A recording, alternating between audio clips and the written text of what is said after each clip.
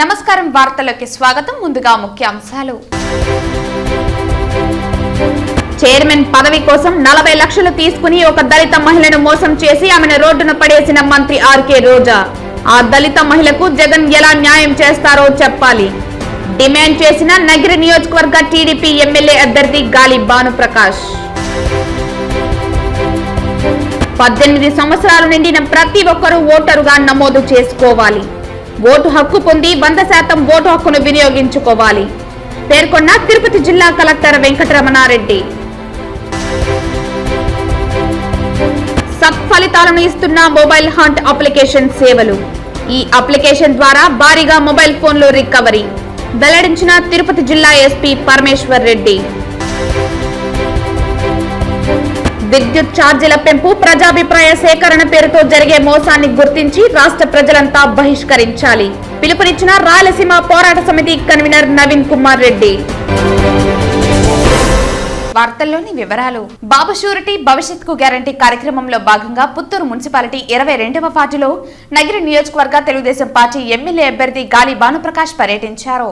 ఈ సందర్భంగా TDP Nagari incharge గాలి భానుప్రకాష్ మాట్లాడుతూ మంత్రి రోజా నగిరి ప్రజల రక్తం తాగుతోందన్నారు. ఇన్నాళ్లు ప్రజలు రక్తం తాగి ఎంజాయ్ చేసిన రోజా ఇప్పుడు ఆమె కళ్ళు సొంత పార్టీ వాళ్ళ మీద పడిందని అన్నారు. 40 లక్షలు చైర్మన్ పదవి కోసం తీసుకుని ఒక దళిత మహిళను మోసం చేసి ఆమెను రోడ్డున పడేసిందని అన్నారు.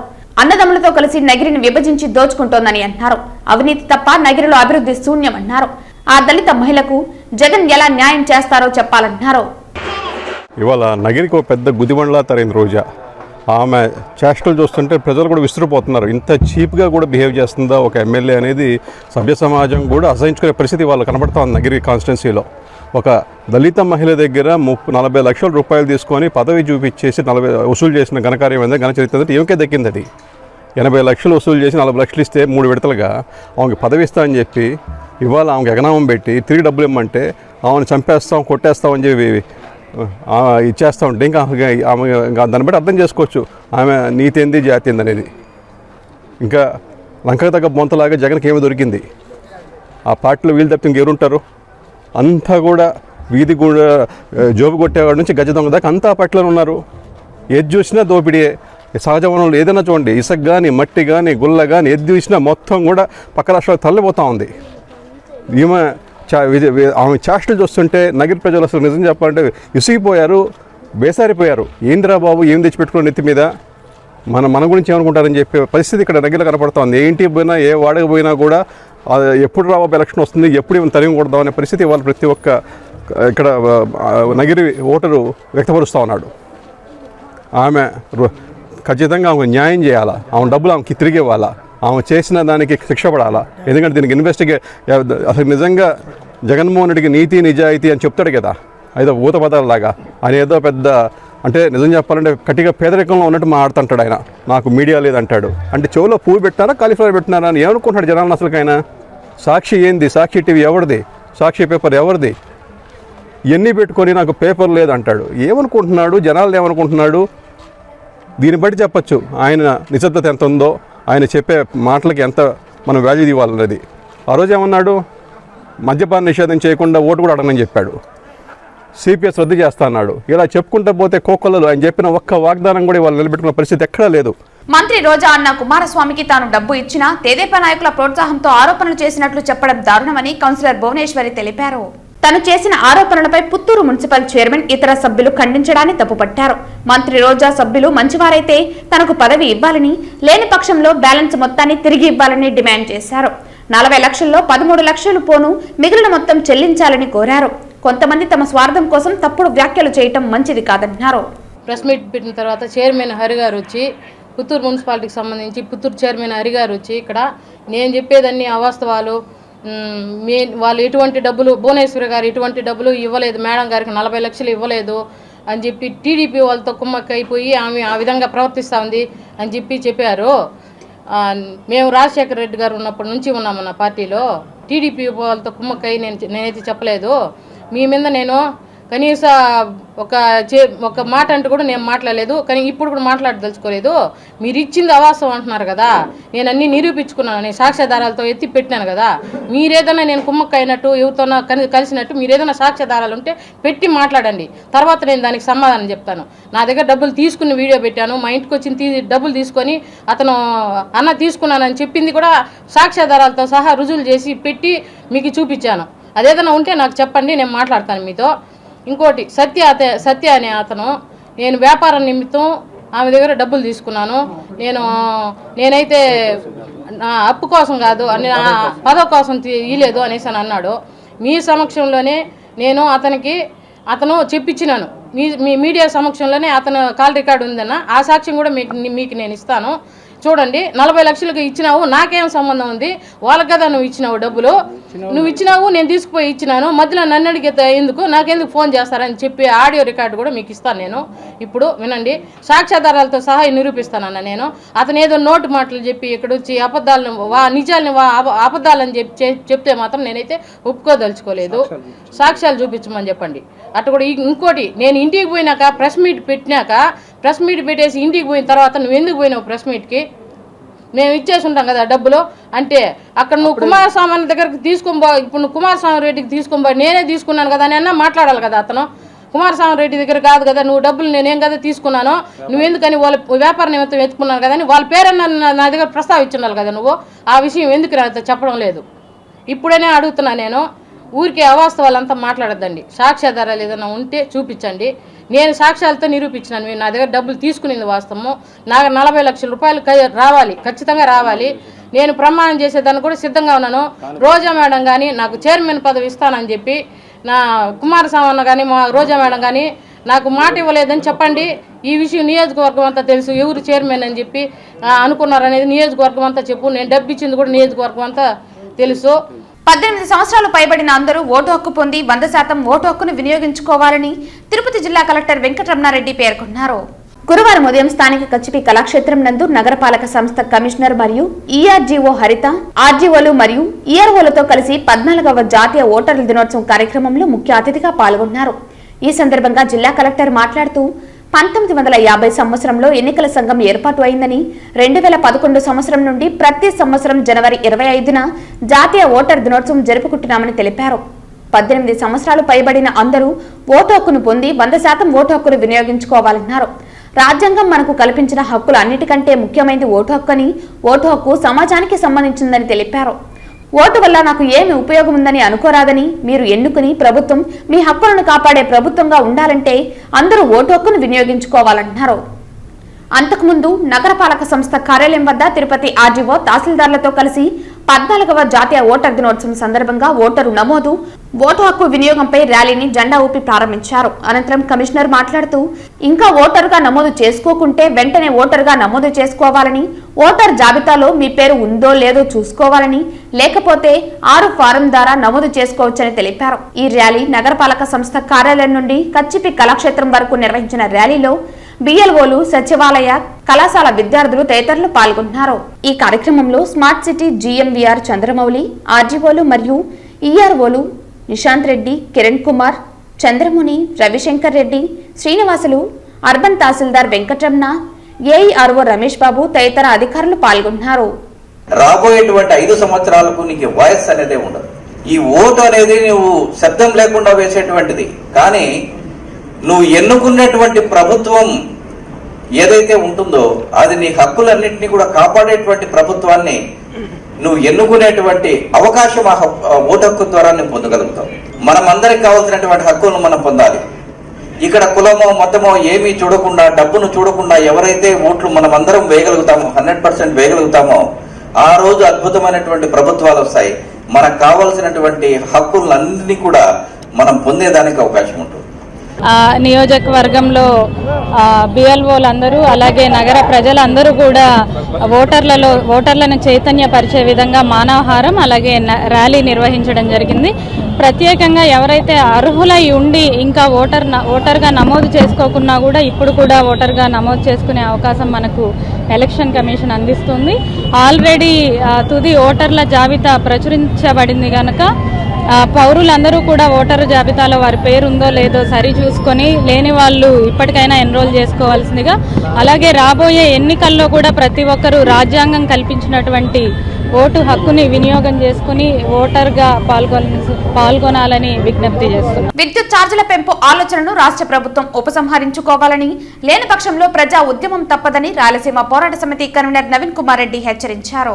విద్యుత్ ఛార్జీల పెంపు ప్రజాభిప్రాయ సేకరణ ముసుగులో విద్యుత్ శాఖ అధికారులు రాష్ట్ర ప్రభుత్వం ప్రజలను నిలువు దోపిడీ చేస్తున్నారని అన్నారు. రాష్ట్రంలో అధికారంలోకి వచ్చిన నాటి నుంచి ప్రతి 6 నెలలకు ఒకసారి విద్యుత్ ఛార్జీలు పెంచుతూ ప్రజల మీద భారం మోపడం దుర్మార్గమన్నారు. రాష్ట్ర ప్రభుత్వం ఎన్నికల ముందు విద్యుత్ ఛార్జీలు పెంచే ప్రసక్తి లేదని చెప్పి అధికారంలోకి వచ్చి సామాన్య మధ్యతరగతి కుటుంబాలపై విద్యుత్ ఛార్జీల మోత మోగించడం అన్యాయమన్నారు. రాష్ట్ర ప్రభుత్వం ఉచిత పథకాల బటన్ నొక్కుడు కార్యక్రమం కోసం ప్రజలపై ఇప్పటికే ట్రూ అప్ ఛార్జెస్ పేరుతో విద్యుత్ ఛార్జీలతో పాటు అదనపు ఛార్జీలు వసూలు చేస్తున్నారని అన్నారు. రాష్ట్రంలో ఉన్న అధికార పార్టీ మంత్రులు, విద్యుత్ శాఖ అధికారులు విద్యుత్ ఉత్పత్తిపై దృష్టి సారించకుండా ప్రజలపై విద్యుత్ భారం మోపడంపై ప్రతి 6 నెలలకు ఒకసారి పోటీ పడుతున్నారని అన్నారు. విద్యుత్ ఛార్జీల పెంపు ప్రజాభిప్రాయ సేకరణ పేరుతో జరిగే మోసాన్ని గుర్తించి రాష్ట్ర ప్రజలంతా బహిష్కరించాలని రాయలసీమ పోరాట సమితి కన్వీనర్ నవీన్ కుమార్ రెడ్డి పిలుపునిచ్చారు. రాష్ట్రంలో వైఎస్ఆర్ కాంగ్రెస్ పార్టీ అధికారంలోకి వచ్చిన తర్వాత అనేక పర్యాయాలు విద్యుత్ ఛార్జీలు పెంచుకుంటూనే పోతున్నారండి. నేను ఒకటే జగన్మోహన్ రెడ్డి గారిని అడుగుతున్నా, మీరు బటన్ నొక్కి ఉచిత పథకాల కోసం రాష్ట్ర ప్రజల మీద భారం మోపడం సమంజసమేనా? ఈరోజు మీరు ఎన్నికల సందర్భంగా ఏం చెప్పారండి? విద్యుత్ ఛార్జీలు పెంచము అన్నారు. అధికారంలోకి వచ్చిన తర్వాత ప్రతి 6 నెలలకు ఒకసారి కరెంట్ ఛార్జీలు పెంచుకుంటూ పోతే సామాన్య మధ్యతరగతి ప్రజలు ఏ విధంగా బతకాలండి? మరో పక్క ట్రూ అప్ ఛార్జెస్ అని చెప్పని అదనంగా ప్రతి ఒక్క కుటుంబం మీద కరెంట్ ఛార్జీతో పాటు ఈ ట్రూ అప్ ఛార్జెస్ భారం మోగిస్తూనే ఉన్నారు. ప్రజలు కూడా భరిస్తున్నారు పాపం. అయినా కూడా ఇప్పుడు మళ్ళా కూడా కరెంట్ ఛార్జీలు మరోసారి పెంచాలని ఈరోజు ప్రభుత్వం ఆలోచించడం అంటే ఇది నిజంగా దుర్మార్గమైనటువంటి చర్య. నేను రాష్ట్ర ప్రజల తరపున రాష్ట్ర ప్రభుత్వాన్ని హెచ్చరిస్తున్నాను, దయచేసి మీ ఆలోచనను విరమించుకోండి. ఇప్పటికే విద్యుత్ ఛార్జీల మోత మోగిస్తున్నారు ప్రజల మీద. భరించలేని పరిస్థితుల్లో ఆంధ్రప్రదేశ్ ప్రజలు ఈరోజు చాలా ఇబ్బందులు పడుతున్నారు. ఈరోజు కమర్షియలే కాదండి, రెసిడెన్షియల్ కరెంట్ ఛార్జీలన్నీ కూడా ఇష్టానుసారంగా పెంచేశారు. ఎందుకు పెంచారయ్యా అంటే సమాధానం చెప్పే అధికారులు లేరు, అధికార పార్టీ నాయకులు లేరు. ఈరోజు విద్యుత్ శాఖ అధికారులు ఏం చేస్తున్నారండి? ఎందుకు పెంచాల్సి వస్తుందండి? ఈరోజు మీరు ఉత్పత్తి తగ్గిపోతుందంటున్నారు. ఉత్పత్తికి కావాల్సినటువంటి సరైనటువంటి ఆలోచన చేసే ప్రభుత్వంలో ఉన్నటువంటి మంత్రులు కానీ, అధికార పార్టీ నాయకులు కానీ, అధికారులు కానీ ఈరోజు ఏకపక్షంగా నిర్ణయాలు తీసుకునేసి ప్రభుత్వం నెత్తిన రుద్దితే భరించేదానికి ప్రజలు సిద్ధంగా లేరు. ఖచ్చితంగా రాష్ట్ర ప్రభుత్వం విద్యుత్ ఛార్జీలు పెంచితే మాత్రం ప్రతిఘటన తప్పదు. ప్రజలంతా కూడా తిరగబడే రోజులు దగ్గరలోనే ఉన్నాయన్నటువంటి విషయాన్ని గుర్తించుకొని విద్యుత్ ఛార్జీల పెంపుని ఉపసంహరించుకోవాలని రాష్ట్ర ప్రజల తరపున నేను డిమాండ్ చేస్తున్నానండి. నేడు జాతీయ ఓటర్ల దినోత్సవం సందర్భంగా టీడీపీ నాయకులు వినూత్న రీతిలో నిరసన తెలిపారు. తిరుపతి నగర టీడీపీ నాయకులు కోడూరు బాలసుబ్రహ్మణ్యం ఆధ్వర్యంలో విద్యార్థులు అద్దాలు చేతపట్టుకుని అద్దంలో తమ రూపం కనబడడం లేదు అంటూ రాష్ట్ర ప్రభుత్వంపై నిరసన ర్యాలీ నిర్వహించారు. తిరుపతి నగర టీడీపీ నాయకులు కోడూరు బాలసుబ్రహ్మణ్యం ఆధ్వర్యంలో విద్యార్థులు అద్దాలు చేతపట్టుకుని అద్దంలో తమ రూపం కనిపించడం లేదంటూ రాష్ట్ర ప్రభుత్వంపై నిరసన ర్యాలీ నిర్వహించారు. అనంతరం బాలసుబ్రహ్మణ్యం మీడియాతో మాట్లాడుతూ తిరుపతి నగరంలో 30,000 దొంగ ఓట్లను నమోదు చేయించారని, అధికార పార్టీ నేతలే దొంగ ఓట్లకు కారకులన్నారు. నూతనంగా విడుదల చేసిన ఓటర్ల జాబితాలో మీ పేర్లు ఉన్నాయో లేదో సరిచూసుకోవాలని, మీ పేర్ల మధ్యలో ఫోటోలు వేరే వారి ఉంటే వెంటనే సరిదిద్దుకోవాలని కోరారు. అధికార పార్టీ నేతలు ప్రజాస్వామ్యాన్ని కూని చేస్తున్నారని, యువత మేలుకోవాలని పిలుపునిచ్చారు. ఓటర్ల దినోత్సవం రోజు యువతలో చైతన్యం తీసుకురావడానికి ఈ కార్యక్రమం చేపట్టామని, అద్దంలో ప్రతిబింబాలను కూడా మార్చే గనులు అధికార పార్టీ నేతలని మండిపడ్డారు. ఈరోజు జాతీయ ఓటర్స్ డే సందర్భంగా ప్రజలందరూ తెల్లవారుజామున లేచి అద్దంలో వాళ్ళ ముఖం చూసుకుంటే వాళ్ళ ముఖం కనపడడం లేదంట. పిల్లవాళ్ళందరూ నా దగ్గరికి వచ్చారు, అన్న తెల్లారితో లేచి ముఖం అద్దంలో చూసుకుంటే కనపడడం లేదన్నా, ఏరే వాళ్ళ ముఖం కనపడుతుందా అన్నారు. అరే అది ఎందుకు అవుతుందిరా అంటే, అన్న నాదే కాదు మా తల్లిదండ్రులు ఎవరైతే ఉండారో వాళ్ళు కూడా ఓటర్ లిస్టులో వాళ్ళ పేర్లు తీసేశారు, వాళ్ళు ఫోటోలు తీసేశారు, వాళ్ళ ఐడెంటిటీ మార్చేశారు. అంటే ఈ దేశంలో డెమోక్రసీ ఆడిగిపోతుంది. 30,000 దొంగ ఓట్లని చేర్చి మా ఐడెంటిటీని మార్చి మేము బతికున్నామా చచ్చిపోయామా అని ఒక ప్రశ్న ఈరోజు అందరికీ వస్తుంది. అద్దంలో మొహం కనపడడం లేదు అంటే మా ప్రతిబింబం కూడా వీళ్ళు మాయం చేసేశారు. అంటే వీళ్ళు కేవలము దొంగ ఓట్లతో తిరుపతిలో చుట్టుపక్కల ప్రాంతాల్లో గెలవాలనుకుంటున్నారా? అదేనా మీ కోరిక? ప్రజాస్వామ్యాన్ని ఇలాంటి కళ రాసుకొని మీరు దొంగ ఓట్లు చేర్చుకొని గెలవాలనే ప్రయత్నం ఎందుకు చేస్తున్నారు? అంటే మీకు నమ్మకం లేదు మీరు గెలుస్తారనేసి.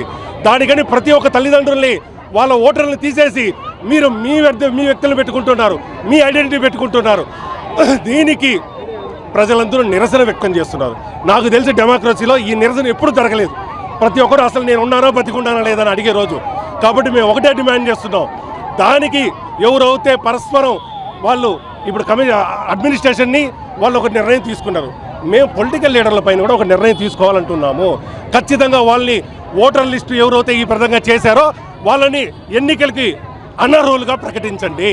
ఎలక్షన్ కమిషన్కి దృష్టికి తీసుకురండి. నేషనల్ టూరిజం దినోత్సవం సందర్భంగా తిరుపతి మహతి ఆడిటోరియం నుండి పద్మావతి మహిళా వర్సిటీ వరకు 2K రన్ నిర్వహించారు.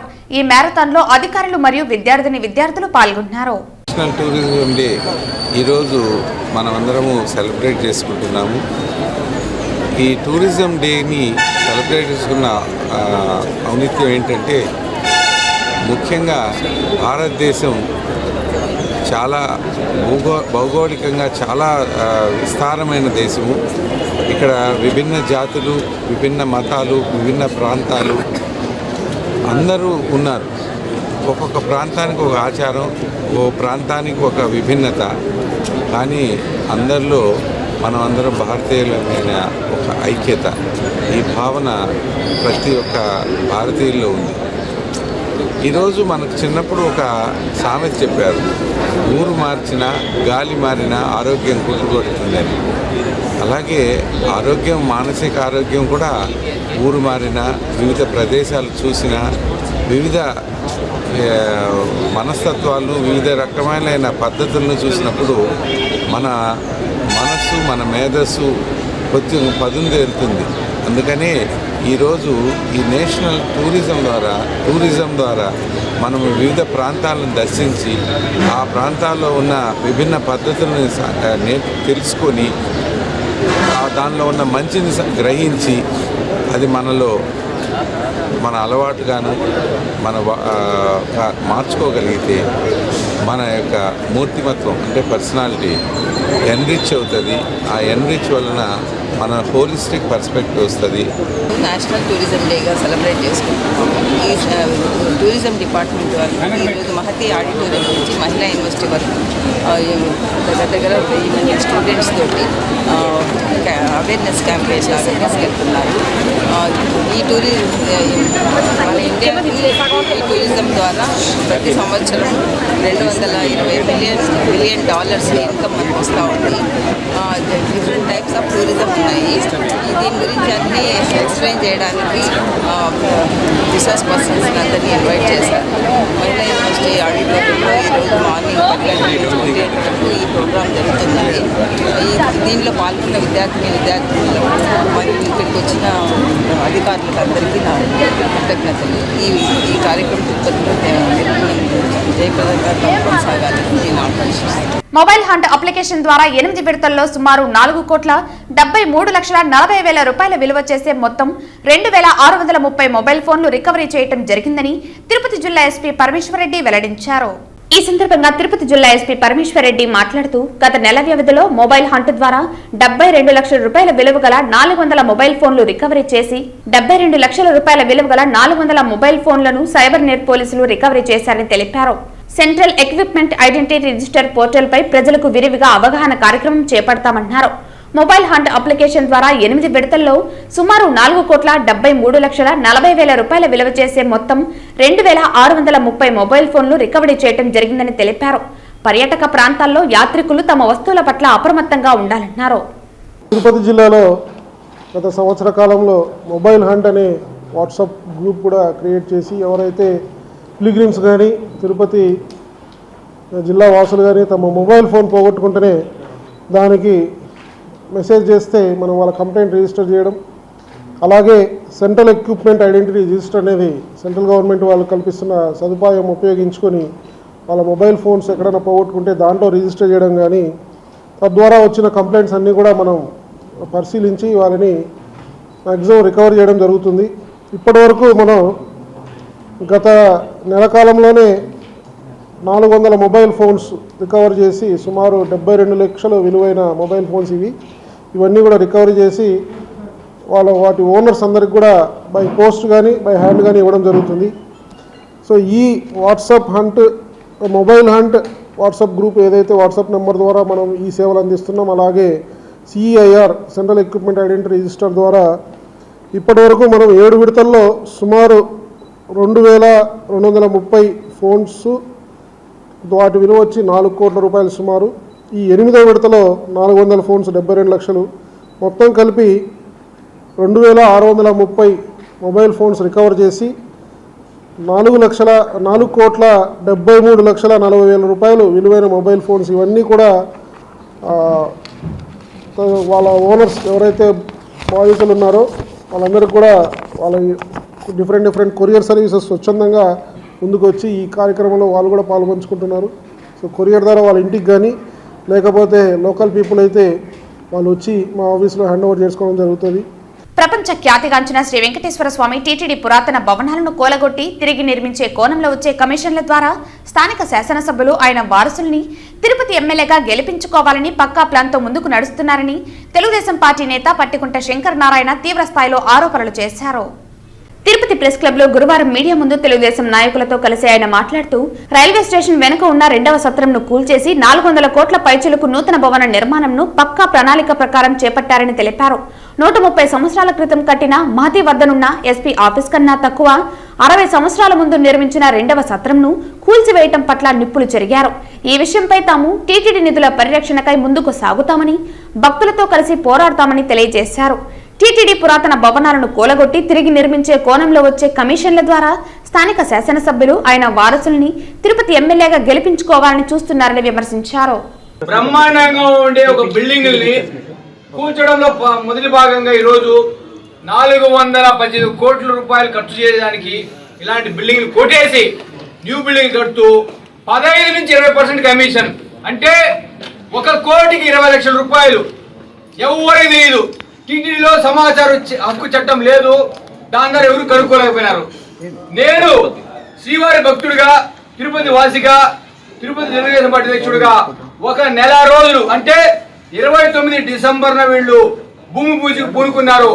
దాని నుంచి నేను తిరుగుతా ఉంటే టీటీడీకి సంబంధించి సూపరింటెండెంట్ ఇంజనీరు నాగేశ్వరరావు గారు కనీసం సమాధానం చెప్పడు. నేను పోతే బయట ఉన్నానమ్మా మళ్ళీ రామ్మా అంటాడు. కనీసం ఈ 2వ సత్రం 3వ సత్రం కొట్టమని మీకు ఎవరు అధికారం ఇచ్చారు, దీనికి కనీసం ఎవరు రెఫర్ చేసినారంటే ఐఐటి ప్రొఫెసర్ అని చెప్తారు. వారి పేరు వివరాలు ఏమంటే చెప్పరు. వాళ్ళు ఐఐటి వాళ్ళు చెన్నైలో ఉన్నారంటే వాళ్ళు మేము అడుగుతాం, మీరు ఏ విధంగా రికమెండ్ చేస్తారు ఈ ఆస్తుల్ని? ఇది బ్రహ్మాండంగా ఉంది. పెయింటింగ్ చేసుకుంటే దాదాపు 444 రూములు ఉన్నాయి. మార్చి వస్తా ఉంది, ఎన్నికలు రాబోతా ఉన్నాయి, పిల్లలందరికీ సెలవులు రాబోతాయి, తిరుపతి తాకిడి ఉంటుంది. మరి ఇలాంటి సందర్భంలో ఇలాంటి కన్స్ట్రక్షన్ ఉంచాలి, కానీ కేవలం దేవుడి సొమ్ము తినేయాలని, సమాచార చట్టం లేదని, ఎవరు కనుక్కోలేని టీటీడీలో ఆగమేఘాల మీద కనీసం ఇంత పెద్ద బిల్డింగ్ కొట్టి కొత్త బిల్డింగ్ కట్టాలంటే దాని పేరు శ్రీపాదం, అచ్యుతం 2 పేర్లు పెట్టుకున్నారు వాళ్ళకి నచ్చినట్టుగా. ఆ బిల్డింగ్లని కట్టాలని చెప్పి 418 కోట్లతో ఈరోజు 20% కమిషన్. 20% కమిషన్. దయచేసి మిత్రులారా చూడండి, 418 కోట్లు ఇంటే 20% అంటే ఎంత డబ్బు? ఎన్నికలు, రాబోయే ఎన్నికలు, తన కొడుకు ఎన్నికల కోసం ఆ డబ్బు టీటీడీ నుంచి తీసుకుంటున్నారు. తిరుమల శేషాచల అడవుల్లోని పుణ్యతీర్థాల్లో ఒకటైన శ్రీరామకృష్ణ తీర్థ ముక్కోటి వేడుకగా జరిగింది. ప్రతి ఏటా మాఘమాసంలో పౌర్ణమి నాడు శ్రీరామకృష్ణ తీర్థ ముక్కోటి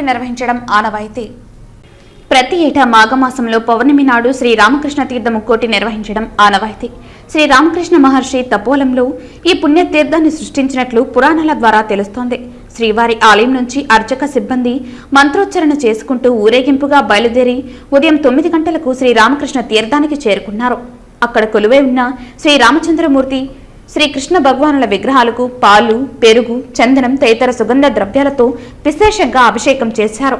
ప్రత్యేక పూజలు నిర్వహించి నైవేద్యం సమర్పించారు. రామకృష్ణ తీర్థానికి వెళ్లే భక్తులకు అన్నప్రసాదం వితరణ చేశారు. రామకృష్ణ తీర్థానికి పెద్ద ఎత్తున స్థానికులు, భక్తులు పాల్గొన్నారు. తిరుమల శ్రీవారిని ఈ రోజు ఉదయం వీఐపీ విరామ సమయంలో తెలంగాణ ఎమ్మెల్యే మాల్రెడ్డి రంగారెడ్డి స్వామివారిని దర్శించుకున్నారు. ఆలయ అధికారులు ఆయనకు స్వాగతం పలికి దర్శన ఏర్పాట్లు చేశారు. ఆలయ అధికారులు ఆయనకు స్వాగతం పలికి దర్శన ఏర్పాట్లు చేశారు. దర్శన అనంతరం రంగనాయకుల మండపంలో వేద పండితులు వేద ఆశీర్వచనం అందించగా టీటీడీ అధికారులు తీర్థ ప్రసాదాలు అందించారు. ఆలయం వెలుపల ఎమ్మెల్యే మాట్లాడుతూ 2 తెలుగు రాష్ట్ర ప్రజలు బాగుండాలని స్వామివారిని ప్రార్థించామన్నారు. గత 10 సంవత్సరాల నుండి కష్టాల్లో ఉన్న తెలంగాణ ప్రజలను స్వామివారి దయతో తెలంగాణ ముఖ్యమంత్రి రేవంత్ రెడ్డి కాంగ్రెస్ ప్రభుత్వంలో వెలుగులోకి తీసుకువస్తారని తెలిపారు.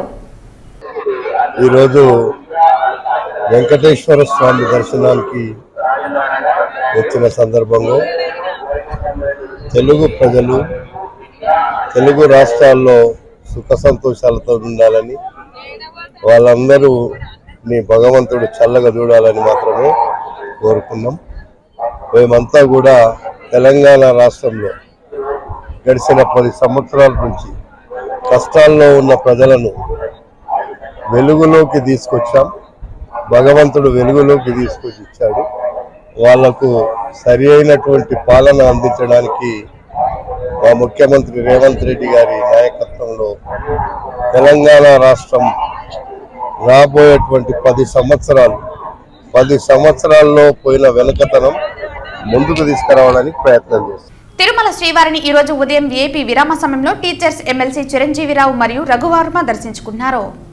దర్శన అనంతరం రంగనాయకుల మండపంలో వేద పండితులు వేద ఆశీర్వచనం అందించగా టీటీడీ అధికారులు తీర్థ ప్రసాదాలు అందించారు. ఆలయం వెలుపల ఆయన మీడియాతో మాట్లాడుతూ రాష్ట్ర ప్రజలు బాగుండాలని, ఆంధ్రప్రదేశ్ దేశంలోనే నెంబర్ 1 రాష్ట్రంగా ఉండాలని స్వామివారిని ప్రార్థించామన్నారు.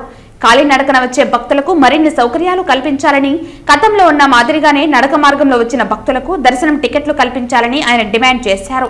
ఎమ్మెల్యే సిఫార్సు లెటర్స్ కు వారంలో 6 రోజులు ఇస్తున్నారని, ఎమ్మెల్సీ లెటర్స్ కు 3 రోజులు ఇస్తున్నారని, టీటీడీ వారు అందరికీ ఒకే విధంగా చూడాలని ఎమ్మెల్సీ రఘువర్మ తెలిపారు. అన్నదానంలో నాణ్యత పెంచాలని, శ్రీవారి భక్తులకు నాణ్యమైన ఆహారం అందించాలని తెలిపారు. దర్శనం అయితే బాగానే జరిగిందండి.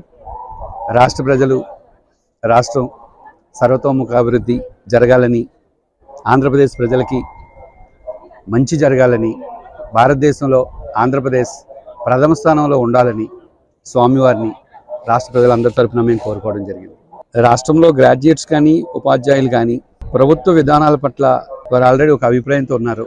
ఆ అభిప్రాయానికి అనుగుణంగా రేపు నిర్ణయం తీసుకుంటారు. మనం దేవస్థానం దగ్గర ఉన్నాం, ఇంతకంటే ఎక్కువ మాట్లాడకూడదు. ఉత్తరాంధ్ర ఉపాధ్యాయ ఎమ్మెల్సీ పాకలపాటి రఘువర్మ ఈరోజు తిరుపతి దర్శనానికి వస్తూ మరి మా ఉపాధ్యాయులు అదేవిధంగా బంధువులు మిత్రులతో రావడం జరిగింది. ఇప్పటికైతే మాత్రం భక్తులు కాలినడకలు వచ్చినటువంటి భక్తులకు మాత్రం కొంచెం ప్రత్యేకమైన ఏర్పాట్లు చేయవలసిన అవసరం అయితే ఎంతైనా ఉంది. కారణం ఎందుకంటే వాటికి టోకెన్ సిస్టమ్ పెట్టి ఇది వరకు కూడా ఎంతమంది ఎప్పుడు వచ్చినా సరే వాళ్ళకి అవకాశం కల్పించినటువంటి సందర్భాలు అయితే ఉన్నాయి.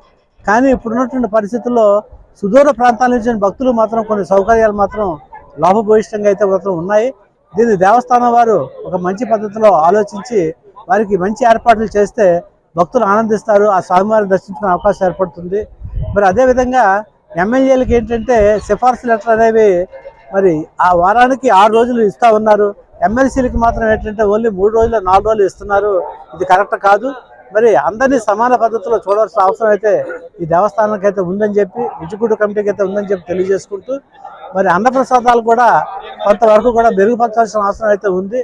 భక్తులు మాత్రం మా దృష్టిలోకి వచ్చినటువంటి విషయం ఏంటంటే కొంతవరకు కొన్ని ఇబ్బందులు పడుతూ ఉన్నారు. వాళ్ళు అంటే తినేటప్పుడు ఆ రైస్ని కూడా క్వాలిటీ పెంచితే మంచిది. ఆ భగవంతుడిని చూసి చాలామంది భక్తులు వేలాది రూపాయలు కోట్లాది రూపాయలు ఇస్తూ ఉన్నారు. మరి సామాన్య భక్తులకి మంచిగా చేసి సేవలు చేస్తే టీటీడీ తాలూకా ఆదేశాన్ని కూడా అందరూ చెప్పుకునే అవకాశం, ఆ స్వామివారి తాలూకా అన్నప్రసాదాన్ని కూడా మంచిగా తింటారని చెప్పి మీ ద్వారా నేను దేవస్థానం రిక్వెస్ట్ చేస్తా ఉన్నాను.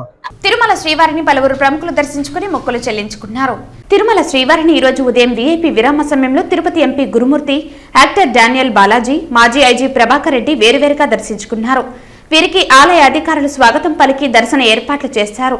దర్శన అనంతరం రంగనాయకుల మండపంలో వేద పండితులు వేద ఆశీర్వచనం అందించగా టీటీడీ అధికారులు తీర్థ ప్రసాదాలు అందించారు. వార్తలు ముగించే ముందు ముఖ్యాంశాలు మరోసారి. చైర్మన్ పదవి కోసం 40 లక్షలు తీసుకుని ఒక దళిత మహిళను మోసం చేసి ఆమెను రోడ్డున పడేసిన మంత్రి ఆర్కే రోజా. ఆ దళిత మహిళకు జగన్ ఎలా న్యాయం చేస్తారో చెప్పాలి డిమాండ్ చేసిన నగిరి నియోజకవర్గ టీడీపీ ఎమ్మెల్యే అభ్యర్థి గాలి భానుప్రకాష్. 18 సంవత్సరాలు నిండిన ప్రతి ఒక్కరూ ఓటరుగా నమోదు చేసుకోవాలి. ఓటు హక్కు పొంది 100% ఓటు హక్కును వినియోగించుకోవాలి. పేర్కొన్న తిరుపతి జిల్లా కలెక్టర్ వెంకటరమణారెడ్డి. సత్ఫలితాలను ఇస్తున్న మొబైల్ హంట్ అప్లికేషన్ సేవలు. ఈ అప్లికేషన్ ద్వారా భారీగా మొబైల్ ఫోన్లు రికవరీ వెల్లడించిన తిరుపతి జిల్లా ఎస్పీ పరమేశ్వర్ రెడ్డి. విద్యుత్ ఛార్జీల పెంపు ప్రజాభిప్రాయ సేకరణ పేరుతో జరిగే మోసాన్ని గుర్తించి రాష్ట్ర ప్రజలంతా బహిష్కరించాలి. పిలుపునిచ్చిన రాయలసీమ పోరాట సమితి కన్వీనర్ నవీన్ కుమార్ రెడ్డి. ఈ వార్తలు ఇంతటితో సమాప్తం. తిరిగి వార్తల్లో మళ్ళీ కలుద్దాం. అంతవరకు సెలవు. నమస్కారం.